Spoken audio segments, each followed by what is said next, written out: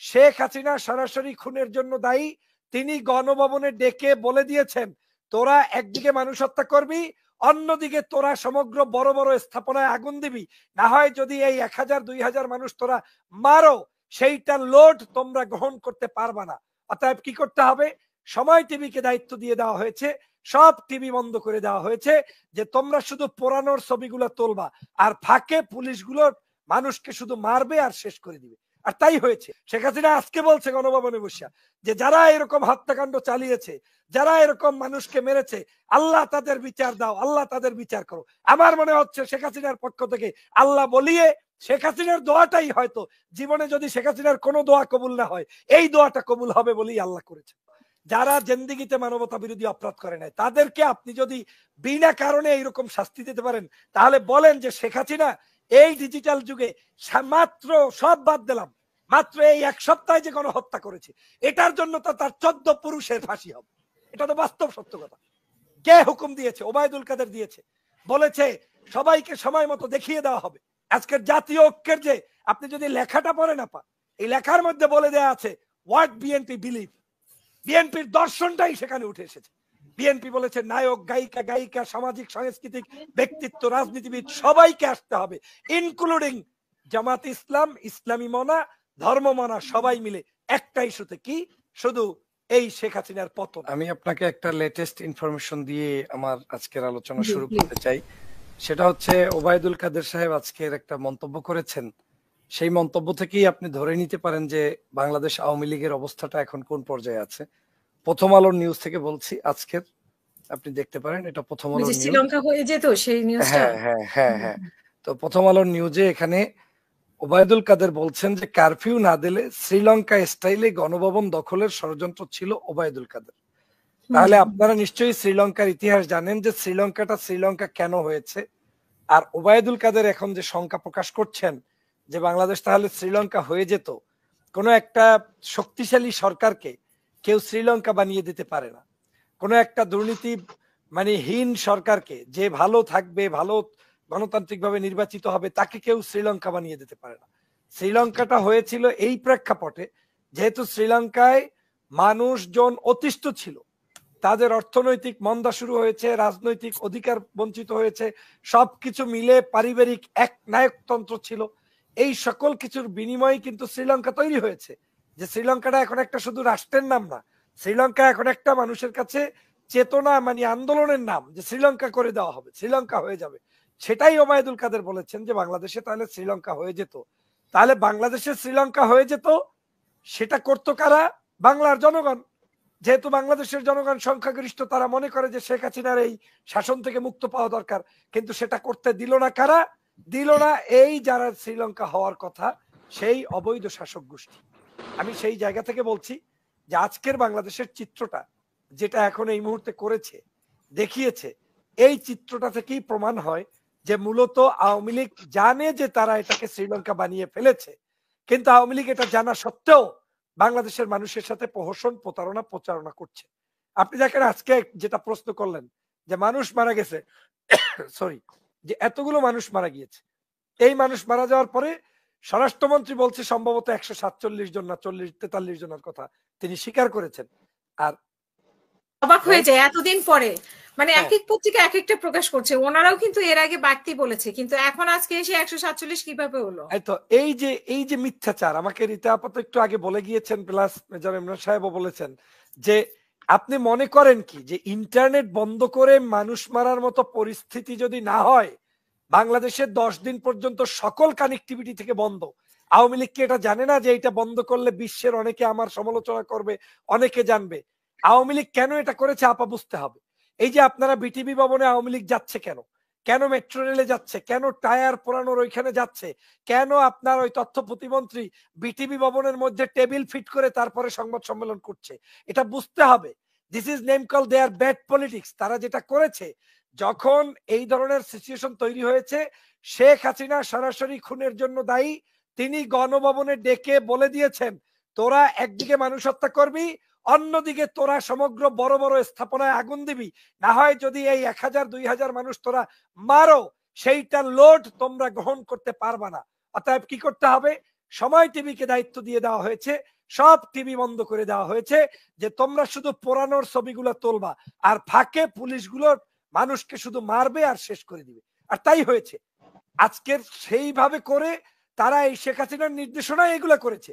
আর সেটা করেছে বিদায় কিন্তু দেখবেন পরিকল্পিতভাবে অ্যাম্বাসেডরদেরকে বিভিন্ন জায়গায় ঘুরিয়ে ঘুরিয়ে দেখানো হচ্ছে, আমার এই বিল্ডিং পুড়িয়ে গিয়েছে, আমার এই ছাদ পুড়িয়ে গিয়েছে, কিন্তু কেউ দেখায় নাই যে বাংলাদেশে আমার 200, 300, 500, 1000 মানুষ মেরেছে, তার একটা ছবি কোনো টেলিভিশন দেখায় নাই এখন পর্যন্ত। আপনাকে চ্যালেঞ্জ দিয়ে বললাম। তাহলে কি দাঁড়ালো? যে বাংলাদেশে 1971 সালে 75 সাল পর্যন্ত 16 জন 4টা পত্রিকা রেখেছিল ওনার বাবা, এবং সেই পত্রিকা কিন্তু আজকের ইতিহাসের সাথে মিলে যায়। যদি আপনি দেখেন সেই সময়ের 16 জনের 4টে পত্রিকা যদি শেখ মুজিবকে রক্ষা করতে পারত, তাহলে কিন্তু রক্ষা করতে পারত। 140টা মানে 340টার মতো ছোট বড় পত্রিকা বন্ধ করেছে। 7ই জুন বাকশাল গঠন করেছে। এই বাকশাল গঠন করার পরে মাত্র 9 দিনের মধ্যে সমগ্র পত্র পত্রিকা বন্ধ করে 4টা রেখেছিল শুধু তাদেরকে রক্ষা করার জন্য। ওই 4টা পত্রিকা কিন্তু আওয়ামী লীগকে রক্ষা করতে পারে না। অতএব আজকেও যারা মনে করছে যে বিটিভিতে আগুন দিবে, নিজেরাই দিয়েছে। এবং আপনাকে তো আগে বলেছি সম্ভবত আর একটা টকশোতে যে চট্টগ্রামে 4 লক্ষ টাকা দেনা পায়না হয়েছে শ্রমিক লীগের নেতার সাথে, সেটা প্রকাশ পেয়েছে। এখন যাদের লজ্জা নাই, শরম নাই, বেহায়ার দল, তাদের সাথে তো আপনি ডিবেট করলে পারবেন না। যে মিথ্যা বলে, আজকে গণভবনে বসে আপনাকে যদি দেখাই আপনি অবাক হবেন। আমি অবশ্য দেখালে আপনার এই ভিডিও রেস্ট্রিকশন আসতে পারে, দেখাবো না। গণভবনে শেখ হাসিনা একটু আগে যে বক্তব্য দিয়েছেন, তিনি বলেছেন আল্লাহর কাছে বিচার চেয়ে দাবি করেছেন যে আল্লাহ যেন যারা যারা খুন করেছে, যারা যারা এই হত্যাকাণ্ডের সাথে লিপ্ত ছিল, তাদেরকে যেন আল্লাহ শাস্তি দেয়। এই একটু আগে বলেছেন, মাত্র একটু আগে। আমরা সবাই বলেছি আলহামদুলিল্লাহ, আমিন, শেখ হাসিনার এই দোয়াটা যেন কবুল হয়। শেখ হাসিনা আজকে বলছে গণভবনে বসে যে যারা এরকম হত্যাকাণ্ড চালিয়েছে, যারা এরকম মানুষকে মেরেছে, আল্লাহ তাদের বিচার দাও, আল্লাহ তাদের বিচার করো। আমার মনে হচ্ছে শেখ হাসিনার পক্ষ থেকে আল্লাহ বলিয়ে শেখ হাসিনার দোয়াটাই হয়তো জীবনে যদি শেখ হাসিনার কোনো দোয়া কবুল না হয়, এই দোয়াটা কবুল হবে বলেই আল্লাহ করেছে। দেখেন এর অনেকগুলো কারণ আছে। এই যে আন্দোলনটা, এই আন্দোলনটা কিন্তু বিএনপি, জামাত কিংবা হেফাজতের সৃষ্ট কোনো আন্দোলন নয়। এটা কিন্তু আল্লাহর পক্ষ থেকে স্পেশাল, একেবারে আপনি বলতে পারেন যে আননন ফেস, সাডেনলি সামবডি কাম, সেম লাইক শহীদ রাষ্ট্রপতি জিয়াউর রহমান যখন বাংলাদেশের স্বাধীনতার একদিন আগে কেউ তাকে চিনত না, 26শে মার্চ কালুরঘাট বেতার কেন্দ্রে এসে যখন তিনি যুদ্ধে ডামাডাল বাজিয়ে দেশকে স্বাধীনতার জন্য ডাক দিয়েছেন, তেমনি এই নাহিদদের আগমন হয়েছে এইবার। ছাত্র আন্দোলনের 2 দিন আগেও আমরা নাহিদদের নামের কোন ছাত্রদেরকে চিনতাম না এই দেশে। সে কারণেই বলছি আমাদের বিজয় হবে, আমাদের বিজয় করতে হবে, আমরা বিজয় হব। কিন্তু ওদের ষড়যন্ত্রতা এত বেশি বিস্তৃত হয়েছে যে এখান থেকে এখন আর কোনো আন্দোলন নয়, এটা একটা যুদ্ধের মাঠ, যুদ্ধে জয়যুক্ত হতে হবে। এখন আপনি গুলি করলে, এই যে টকশোতে আমরা 5 জন বসে আছি, why we are sitting together? Because আমরা কেউ অ্যাফ্রেড না। আমরা মনে করি যে হাসিনা আপার সামনে এখন কেউ গুলি করবে না। কিন্তু এতটুকু যদি আমরা জানতাম যে হাসিনা আপার চ্যানেলে গেলে করোনা ভাইরাসের মতো কোনো একটা ভাইরাস ঢুকে যেতে পারে, তাহলে আপনার চ্যানেলে কেউ ঢুকতো না। এটাই বাস্তব সত্য কথা। তার মানে কি দাঁড়ালো? যে মানুষকে আজকের আওয়ামী লীগ গুলি করে হত্যা করে গণতন্ত্র সব ধ্বংস করেছে। আপনি কি বললাম যে বিএনপির ছেলে লিফলেট বিতরণ করেছে, তাকে পিছন থেকে গুলি করে মেরেছে। আপনি বলছেন গণতন্ত্রের কথা? বাংলাদেশ জাতীয়তাবাদী দলের লক্ষ লক্ষ মানুষের সমাবেশ 28শে অক্টোবর, সেটাকে মির্জা ফখরুল ইসলাম আলমগীর কথা তো সবাই বলছে পানি দিতে গেছে তাকে হত্যা করা হয়েছে। সবই তো এবং এটা এত বেশি মানবতা বিরোধী অপরাধ হয়েছে। আপনি দেখেন 40 মানে প্রায় 45-40 বছর পরে যাদেরকে মানবতা বিরোধী অপরাধ সাজানো হলো, যারা জিন্দেগিতে মানবতা বিরোধী অপরাধ করে নাই, তাদেরকে আপনি যদি বিনা কারণে এইরকম শাস্তি দিতে পারেন, তাহলে বলেন যে শেখ হাসিনা এই ডিজিটাল যুগে মাত্র সব বাদ দিলাম, মাত্র এই 1 সপ্তাহে যে গণহত্যা করেছে, এটার জন্য তো তার 14 পুরুষের ফাঁসি হবে। এটা তো বাস্তব সত্য কথা। কে হুকুম দিয়েছে? ওবায়দুল কাদের দিয়েছে, বলেছে সবাইকে সময় মতো দেখিয়ে দেওয়া হবে। আপনি দেখেন ওই যে এর নাম কি, সাইদ যখন মৃত্যুবরণ করলো, কোন পাষণ্ড হৃদয় সহ্য করতে পারে, বুক পেতে দিয়েছে, আর আপনি মেরে দিলেন। ও একটা আস্থা নিয়ে মনে করেছিল স্বাধীন দেশে হয়তো ওর বুকে কেউ গুলি চালাবে না, হয়তো অ্যারেস্ট করবে। একটা দেশপ্রেমিক ভাই এতটুকু কিন্তু ও বুঝতে পারে নাই যে আমার দেশের পুলিশ, আমার দেশের প্রশাসন এতটা জাহেল, এতটা বর্বর, এতটা অশিক্ষিত, এতটা নির্লজ্জ, এতটা মানুষের উপরে পৈশাচিক হয়েছে, এটা ও ধারণা করতে পারে না। হয় আমার অনেস্ট এটা, হ্যাঁ 17 বছর চিন্তা করে না এটা করবে, না চিন্তা করে নাই 17 বছরের শিশু ছেলে আন্দোলন করছে, তার তো আপনার কি অধিকার, কি মনে করেন তাকে মেরে ফেলতে হবে? যাই হোক, এরকম আলোচনা ঘন্টার পর ঘন্টা যদি আমরা করি, এই আলোচনা আপনাকে করে শেষ করে দেওয়া যাবে। কিন্তু আমি যেই জায়গাটা উদাহরণ দিয়ে বলতে চাই, আমাদের অনেক বন্ধুরা বিএনপির কথা জিজ্ঞেস করেছেন, এই করেছেন, আপা কিন্তু বিস্তারিত ব্যাখ্যা বলে দিয়েছেন। আমিও স্পষ্ট করে বলতে চাই, রাজনৈতিক সিচুয়েশনটা আজকের এই শিক্ষার্থীদের আন্দোলন একক ছিল বিধায় এখন পর্যন্ত বিশ্ব মিডিয়ায় আপনি স্থান পেয়েছেন, এবং সমগ্র জায়গায় ওয়ার্ল্ডের যে পরিমাণ এইটার সমর্থন এসেছে, এইটা কোনো দাড়িওয়ালা টুপিওয়ালা হুজুরের আন্দোলন হলে সেটা থাকতো না, কারণ তখন এটাকে সহজে জঙ্গিবাদ লাগিয়ে দেওয়া হতো। হ্যাঁ, তার মানে কি দাড়িওয়ালা টুপিওয়ালা আন্দোলন করবে না? করবে। এখন this is the good time for us to come together, fight together for our humanity, for our country, for our development. আমাদেরকে এটা করতে হবে, আমাদেরকে এখন আমাদের ডেমোক্রেসির জন্য লড়াই করতে হবে। This is a good time, that's why BNP call unity. তারা বলেছে যে সবাইকে ইউনাইটেড হতে হবে, তারা বলেছে সবাই আসেন। এবং বিএনপি কে বলেছেন আজকের জাতীয় ঐক্যের যে, আপনি যদি লেখাটা পড়েন আপা, এই লেখার মধ্যে বলে দেয়া আছে হোয়াট বিএনপি বিলিভ, বিএনপির দর্শনটাই সেখানে উঠে এসেছে। বিএনপি বলেছে নায়ক, গায়িকা, গায়িকা, সামাজিক সাংস্কৃতিক ব্যক্তিত্ব, রাজনীতিবিদ সবাইকে আসতে হবে, ইনক্লুডিং জামাত ইসলাম, ইসলামী মনা, ধর্ম মানা, সবাই মিলে একটা ইস্যুতে, কি শুধু এই শেখ হাসিনার পতন। এরপরে আপনি তাহাজ্জুদ পড়েন, হাত বাইন্ধে পড়েন, নামাজ না পড়েন, যা ইচ্ছা তাই করেন, that is not my factor, you have to answer to God. আমার বিএনপির আনসার হচ্ছে হাসিনা নামাইতে সবাই এক হইতে হবে। অতএব আমি বিএনপির কর্মীদেরকেও আমি উৎসাহ প্রদান করে বলতে চাই, হতাশ হওয়ার কিছু নাই, হতাশ হবেন না।